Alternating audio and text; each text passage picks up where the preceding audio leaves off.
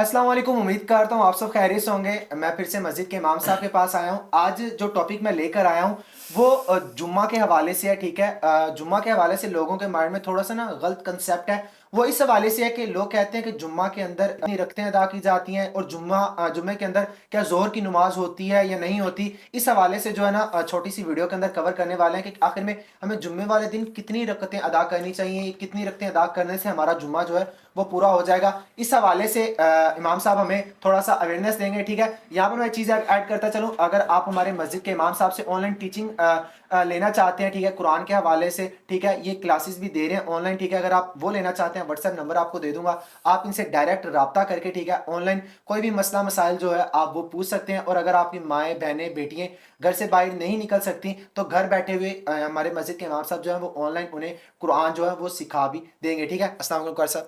वालेकुम अस्सलाम रहमतुल्लाह। कर साहब, ये थोड़ा सा ना बता दीजिएगा कि जुम्मा वाले दिन आखिर में हमें कितनी रकतें अदा करनी चाहिए और जुम्मा के अंदर क्या जोहर की नमाज होती है या नहीं होती।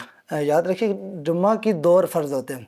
ठीक है, टोटल ओवरऑल जो है 14 रकतें होती हैं जुम्मा की, और उनमें से दो फ़र्ज़ जुम्मा के होते हैं। बाद लोग जो है ना वो कहते हैं कि जुम्मे वाले दिन हमने सिर्फ दो फ़र्ज़ पढ़ने हैं जुम्मा के, और बाकी नमाज़ें जो है वो ज़ोर की अदा करनी। ये तरीका गलत है, बल्कि जुम्मा वाले दिन जो भी रकतें पढ़ी जाएंगी वो जुम्मा की ही पढ़ी जाएंगी। ज़ोहर की जो है रकतें नहीं पढ़ी जाएंगी। पहले चार सुन्नतें पढ़नी है, बाद में चार सुन्नतें, दो सुन्नतें जो पढ़नी है, नफल पढ़ने हैं, वो जुम्मा के ही सुन्नतें नफल फ़राइज़ वगैरह अदा किए जाएंगे। तो इसके अंदर ये भी है कि बाद लोग जो है ना वो घर में बैठे होते हैं और कह रहे होते हैं कि इमाम साहब खुतबा शुरू करेंगे तो हम जो है मस्जिद की तरफ जाएंगे। यह तरीका गलत है, बल्कि कुरान पाक के अंदर अल्लाह तबारक व तआला ने फरमाया कि जब जुम्मा की अज़ान हो जाए तो तुम्हें चाहिए कि तुम ख़रीदो फ़रोख्त तरक कर दो। तो ख़रीदो फ़रोख्त तरक करने का मकसद यही है कि तुम जो है अपनी तैयारी वगैरह करें और मस्जिद की तरफ जो है वो करें। और जुम्मा की जो है वो पहले चार सुन्नतें अदा करनी है। बाद लोग जब खुतबे के दौरान आते हैं तो खुतबे के दौरान ही कुछ सुन्नतें अदा करना शुरू कर देते हैं, या जो है फ़र्ज़ों के बाद जो है वो सुन्नतें पढ़ते ही नहीं हैं। कहते हैं कि अब सुन्नतें हो गई हैं हमारी, क्योंकि हमने पहले पढ़नी थी, वो पहले हुई नहीं है, बाद में पढ़ने। तो प्यारे इस्लाम भाइयों, जब इमाम साहब खुतबे के लिए मिंबर पर बैठ जाएँ तो उस वक्त सुन्नतें आप नहीं पढ़ सकते। उससे पहले पहले जो आपने सुन्नतें अदा करनी होगी।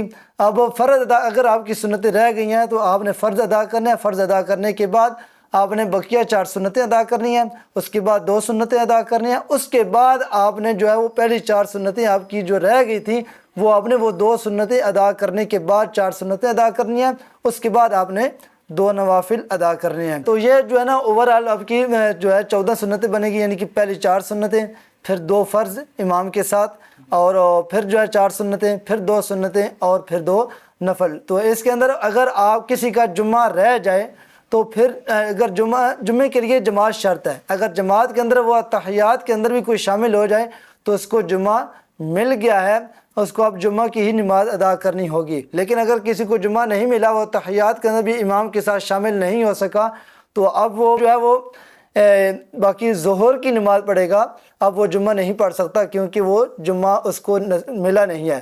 तो जुम्मे वाले दिन भी अगर किसी की दो रकत फ़र्ज़ जो है वो जमात के साथ जो अदा किए जाते हैं वो अगर किसी को नहीं मिले तो अब वो नमाज जुम्मा नहीं पढ़ेगा, बल्कि वो नमाज ज़ोहर अदा करेगा। मतलब कैसा कहने का मकसद ये है कि जुम्मे वाले दिन जोहर की नमाज नहीं होती। अगर अगर जुम्मे इमाम साहब के पीछे उसने दो फ़र्ज़ पढ़ लिए तो उसकी वो जोहर की मतलब कि वो जोहर की नमाज नहीं, वो जुम्मा ही कहलाएगा अगर दो फ़र्ज़ पढ़ ली उसने। इमाम के साथ दो फ़र्ज़ पढ़ लें, हाँ जी, उसके लिए जमात शर्त है ना जुम्मे के शर्त, लिए। जी जी। तो अगर जो है उसने तहियात के अंदर ही मिल गया तो जमात उस मिल गई, जी जी। जमात मिल गई तो फिर उसको जुम्मा ही मिल गया। ठीक है। अब जुम्मा मिल गया तो फिर बाकी नमाज वो जुम्मा की अदा करेगा। अगर उसको इमाम के साथ मिले ही नहीं है, यानी कि जमात के साथ वो शामिल ही नहीं हो सका, तो फिर जो है वो नमाज ज़ोहर अदा करेगा, क्योंकि उसको जुम्मा मिला ही नहीं है। हालांकि मैं यहाँ पर आपके साथ शेयर करता चलूँ, मेरे भी माइंड में ये गलत कंसेप्ट था, लोगों के माइंड में भी हो सकता है ये गलत कंसेप्ट हो कि दो फ़र्ज़ के बाद जो है ज़ोहर की नमाज होती है। ये इमाम साहब ने बिल्कुल बहुत अच्छी बात कही कि जब आप इमाम साहब के पीछे आपने अगर दो फ़र्ज़ अदा कर लिए हैं तो वो आपके जुम्मे के कहलाएंगे। मतलब कि उसके बाद आप ज़ोहर की नमाज नहीं, बल्कि वो भी आपकी जुम्मे की नमाज होगी।